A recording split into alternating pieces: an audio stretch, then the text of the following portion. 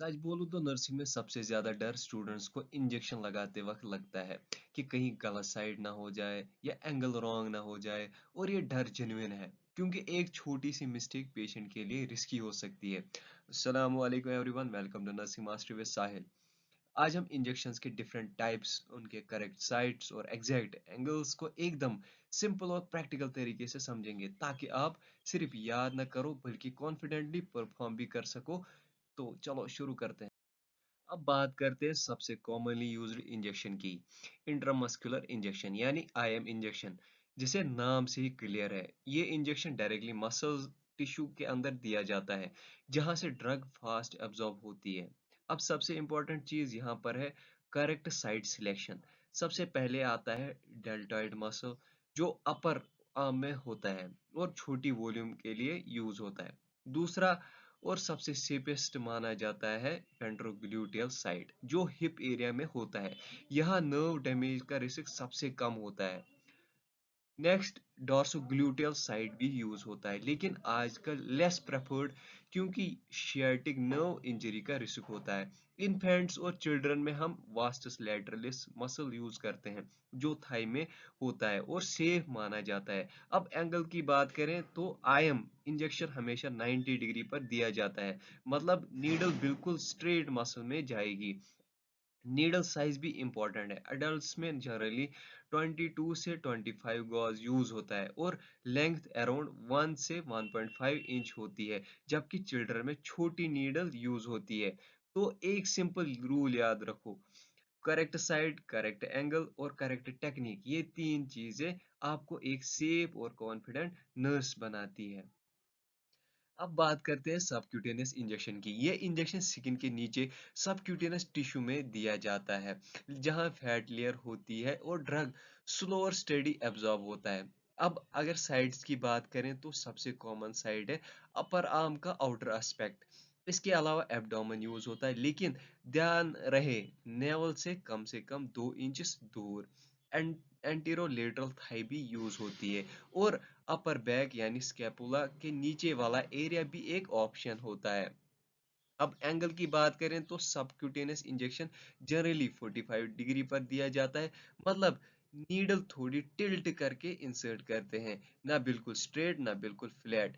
Needle size भी important है, यहाँ 25 से 27 गॉज यूज होता है और लेंथ छोटी होती है, अराउंड 3/8 से 5/8 इंच। एक इम्पॉर्टेंट बात याद रखो, सबक्यूटेनियस इंजेक्शन में एस्पिरेशन नहीं करते और ये यूजुअली स्मॉल वॉल्यूम ड्रग्स के लिए यूज होता है, जैसे इंसुलिन, हेपेरिन और वैक्सीन्स। तो सिंपल समझ लो, subcutaneous injection, slow absorption, correct angle और प्रॉपर साइट सिलेक्शन। अब बात करते हैं इंट्राडर्मल इंजेक्शन की। ये इंजेक्शन स्किन के बिल्कुल अपर लेयर यानी डर्मिस में दिया जाता है, जस्ट एपिडर्मिस के नीचे। इसका मेन पर्पस होता है टेस्टिंग, जैसे टीबी टेस्ट या एलर्जी टेस्ट, इसलिए ये बहुत सुपरफिशियल लेवल पर दिया जाता है। अब साइड्स की बात करें तो सबसे कॉमन साइड है फोर आर्म का इनर एस्पेक्ट। इसके अलावा अपर चेस्ट, अपर बैक और अपर आर्म में भी यूज किया जा सकता है। अब सबसे इम्पोर्टेंट पार्ट, इसका एंगल। इंट्राडर्मल एंगल इंजेक्शन सिर्फ 10 से 15 डिग्री पर दिया जाता है, मतलब नीडल ऑलमोस्ट स्किन के पैरेलल होती है, बिल्कुल हल्का सा टिल्ट। नीडल भी यहाँ डिफरेंट साइज की होती है, 26 या 27 गॉज, और लेंथ अराउंड 1/8 से 1/4 इंच होती है। एक इम्पोर्टेंट साइन याद रखो, जब आप सही इंजेक्शन लगाते हो तो स्किन पर एक छोटा सा ब्लेब या व्हील बन जाता है। ये इंडिकेट करता है कि इंजेक्शन करेक्ट लेयर में गया है। और हाँ, यहाँ भी एस्पिरेशन नहीं करते और इंजेक्शन हमेशा स्लो देना चाहिए ताकि डर्मिस में प्रॉपरली स्प्रेड हो। तो सिंपल याद रखो, इंट्राडर्मल यानी सुपरफिशियल, स्मॉल एंगल और टेस्टिंग पर्पस के लिए। अब बात करते हैं इंट्रावीनस इंजेक्शन यानी आईवी इंजेक्शन। ये इंजेक्शन डायरेक्टली वेन के अंदर दिया जाता है, जिससे मेडिकेशन तुरंत ब्लड स्ट्रीम में चली जाती है और फास्ट एक्शन देती है। इसलिए आईवी इंजेक्शन इमरजेंसी और क्रिटिकल सिचुएशंस में बहुत इंपॉर्टेंट होता है, क्योंकि यहाँ डिले का मतलब इफेक्ट लेट होना हो सकता है। अब साइट्स की बात करें तो सबसे प्रेफर्ड साइट है मीडियन क्यूबिटल वेन जो फोर आर्म में होती है और इजीली विजिबल होती है।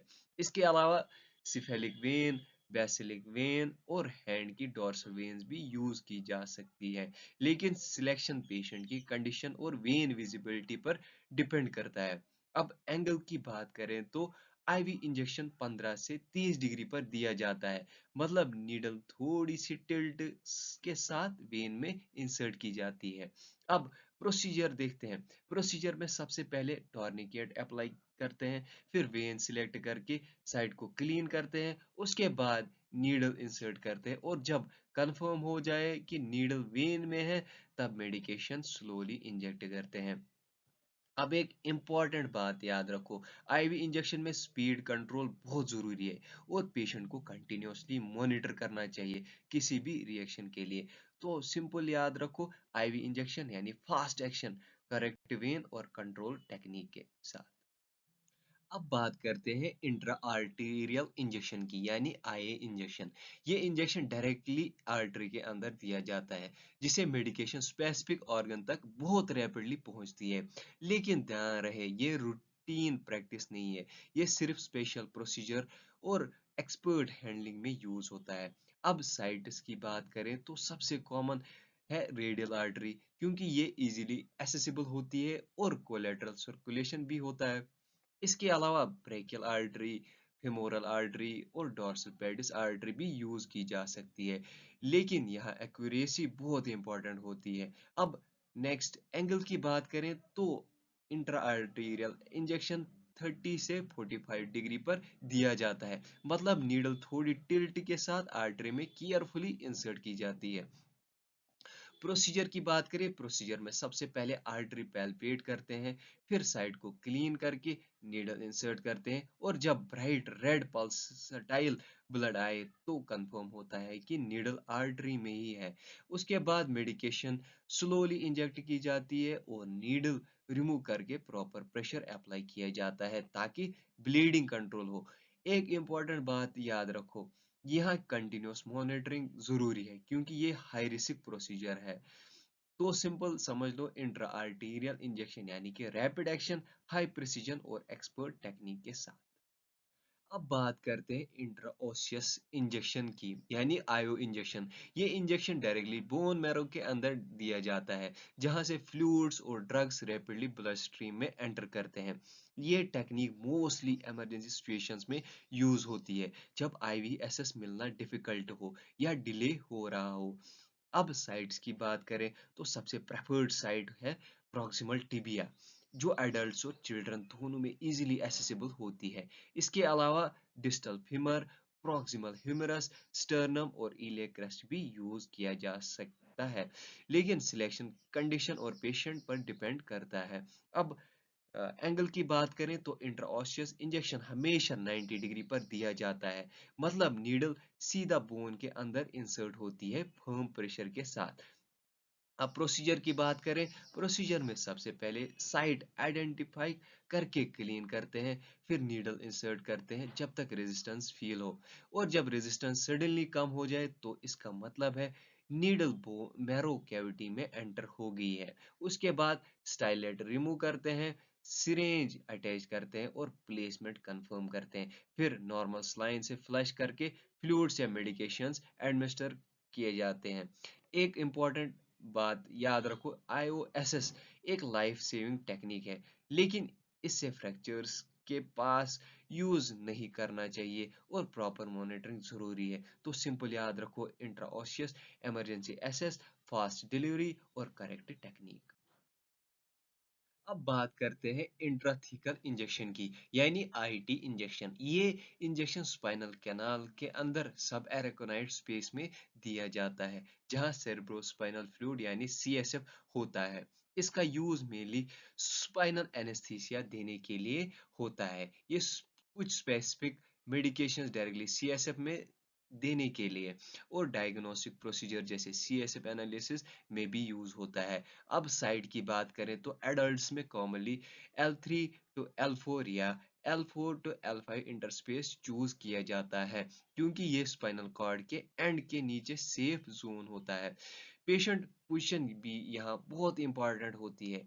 या तो पेशेंट सिटिंग पोजीशन में होता है या लेटरल साइड में कर्ल सी शेप पोजीशन, ताकि वर्टेब्रल स्पेसेस इजीली ओपन हो जाए। अब नेक्स्ट एंगल की बात करें तो नीडल मिडलाइन अप्रोच से ऑलमोस्ट 90 डिग्री पर इंसर्ट की जाती है। कभी कभी थोड़ा स्फेलर्ड डायरेक्शन में भी दिया जाता है। अब प्रोसीजर की बात करें, प्रोसीजर में सबसे पहले एसेप्टिक टेक्निक फॉलो करते हैं, फिर करेक्टर लैंडमार्क आइडेंटिफाई करके नीडल इंसर्ट करते हैं, और जब सीएसएफ फ्लो दिखाई दी तो कंफर्म होता है कि नीडल सही जगह पर है। उसके बाद मेडिकेशन स्लोली इंजेक्ट की जाती है और नीडल रिमूव करके पेशेंट को प्रॉपर पोजीशन में रेस्ट करवाया जाता है। एक इम्पॉर्टेंट बात याद रखो, ये प्रोसीजर बहुत सेंसिटिव है और इसलिए स्ट्रिक्ट एसेप्टिक टेक्निक और कंटिन्यूस मॉनिटरिंग जरूरी है। तो सिंपल याद रखो, intrathecal injection, spinal level, precise technique और हाई सेफ्टी। अब बात करते हैं एपिड्यूरल इंजेक्शन की। ये इंजेक्शन एपिड्यूरल स्पेस में दिया जाता है जो ड्यूरामेटर के बाहर होता है, स्पाइनल कैनाल के अंदर। इसका use mainly labour pain relief, surgical anaesthesia और क्रोनिक पेन मैनेजमेंट के लिए यूज होता है, इसलिए ये क्लिनिकल प्रैक्टिस में बहुत इंपॉर्टेंट है। अब साइड की बात करें तो कॉमनली L3 L4 या L4 L5 इंटरस्पेस चूज किया जाता है, क्योंकि ये रिलेटिवली सेफ एरिया होता है। पेशेंट पोजीशन की बात करें, यहाँ बहुत इंपॉर्टेंट है। पेशेंट या तो सिटिंग पोजीशन में होता है या लेटरल साइड में कर्ल्ड पोजीशन में, ताकि वर्टेब्रल स्पेसेस ओपन हो जाए। अब एंगल की बात करें तो एपिड्यूरल इंजेक्शन जनरली 15 से 30 डिग्री पर दिया जाता है और नीडल को थोड़ा स्फेलर्ड डायरेक्शन में एडवांस किया जाता है। प्रोसीजर में सबसे इंपॉर्टेंट टेक्निक होती है लॉस ऑफ रेजिस्टेंस। जब नीडल एपिड्यूरल स्पेस में एंटर करती है तो रेजिस्टेंस सडनली कम हो जाता है, जो करेक्ट प्लेसमेंट का साइन होता है। उसके बाद मेडिकेशन या कैथेटर इंसर्ट किया जाता है और पेशेंट को कंटिन्यूअसली मॉनिटर किया जाता है, ताकि कोई कॉम्प्लिकेशन ना हो। एक इम्पॉर्टेंट बात याद रखो, ये procedure highly skilled technique demand करता है और एसेप्टिक टेक्निक का स्ट्रिक्ट फॉलो होना बहुत ज़रूरी है। तो सिंपल याद रखो, epidural injection, pain relief, precise placement और कंटिन्यूअस मॉनिटर। अब बात करते हैं Z-ट्रैक टेक्निक की। ये एक स्पेशल मेथड है जो इंट्रामस्कुलर इंजेक्शंस में यूज होता है, ताकि मेडिकेशन वापस स्किन के नीचे लीक ना हो। इस टेक्निक में हम स्किन को साइड में यानी लेटरली पुल करते हैं, फिर नीडल इंसर्ट करते हैं और इंजेक्शन देने के बाद जब स्किन छोड़ी जाती है तो एक जिगजैग पैटर्न बन जाता है जो ड्रग को सील कर देता है। अब इसका एडवांटेज क्या है? मेडिकेशन लीकेज प्रिवेंट होता है, स्किन इरिटेशन कम होती है और ड्रग का एब्जॉर्प्शन बेटर होता है। ये टेक्निक स्पेशली उन ड्रग्स के लिए यूज होता है जो इरिटेटिंग होती है, जैसे आयरन इंजेक्शंस या कुछ एंटीबायोटिक्स। अब प्रोसीजर की बात करें, प्रोसीजर को सिंपल स्टेप्स में समझो। सबसे पहले स्किन को 2 to 3 सेंटीमीटर तक साइड में पुल करो, फिर नीडल को 90 डिग्री पर इंसर्ट करो, मेडिकेशन स्लोली इंजेक्ट करो, नीडल विड्रा करो, फिर स्किन रिलीज करो और हल्का प्रेशर अप्लाई करो, लेकिन मसाज नहीं करना। एक इंपॉर्टेंट बात याद रखो, स्किन को तब तक होल्ड करके रखना है जब तक नीडल कंप्लीटली बाहर ना आ जाए, तभी प्रॉपर जेड ट्रैक इफेक्ट मिलेगा। तो सिंपल याद रखो, Z track technique, no leakage, less irritation और बेटर एब्जॉर्प्शन। आज के लिए इतना ही। अगर आपको ये वीडियो हेल्पफुल लगा हो तो लाइक ज़रूर करें, अपने फ्रेंड्स के साथ शेयर करें ताकि वो भी इस टॉपिक को इजी वे में समझ सके। और अगर आपको ऐसी नर्सिंग कंसेप्ट सिंपल और प्रैक्टिकल तरीके से सीखने हैं तो चैनल को सब्सक्राइब करना बिल्कुल ना भूलना। मिलते हैं नेक्स्ट वीडियो में, तब तक के लिए take care and keep learning.